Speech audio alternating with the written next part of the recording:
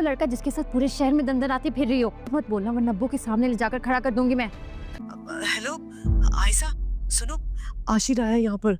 अरे ये बताओ कि फिर से कोई बात हुई है क्या? कौन लड़का? मैंने तुमसे कहा ना, झूठ मत बोलना वरना अब्बू के सामने ले जाकर खड़ा कर दूंगी मैं। बहनों जैसी हो तुम मेरी। बहन नहीं हूँ लेकिन। ये क्या? वो अनाया के रूम में। मैं तुमसे कुछ पूछ रहा हूँ, कहाँ से आ रहे हो? क्यों? ये बात तो बता सकता हूँ ना। आयशा अनाया को किसी लड़के के साथ देखकर तिलमिला जाती है और इसकी खूब क्लास लेती है और इसे पूछती है कि मुझे सच सच बताओ कि वो लड़का कौन था, वरना मैं तुम अब्बू के सामने ऐसी क्लास लगाऊंगी कि तुम याद रखोगी। अनाया आयशा से कहती है कि वो सिर्फ मेरा दोस्त था और अगर मैंने उसके साथ कुछ टाइम स्पेंड कर लिया तो कौन सी बड़ी बात है।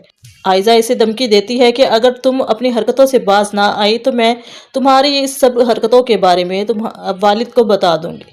अनाया अपने अब्बू के नाम से डर जाती है और वो यही सोचती है कि हो ना हो आशिर ने ही आप ही को बताया होगा और आप ही इतनी गुस्से में मुझसे बात करके गई हैं। वो सारा गुस्सा आशिर पर निकालती है और इसे कहती है कि आपको क्या ज़रूरत पड़ी थी कि ये सब कुछ आप ही को बताते। आशिर इसे समझाने की कोशिश करता है लेकिन अनाया इसकी एक भी बात नहीं सुनती और अपना सारा गुस्सा आशिर पर ही निकालती है। तो दूसरी तरफ जब आयशा की वालदा इसे कॉल करती हैं तो इसका हस्बैंड उठाता है। असद के कुछ कहने से पहले ही आयशा की वालदा इससे कहती हैं कि बेटा क्या बात है जो आशिर अनाया के कमरे में है और इसे डांट रहा है। इस सारी सिचुएशन से असद भी खबरदार हो जाता है और आशिर से इस बारे में पूछता है लेकिन आशिर इन्हें कुछ भी ऐसा वैसा नहीं बताता।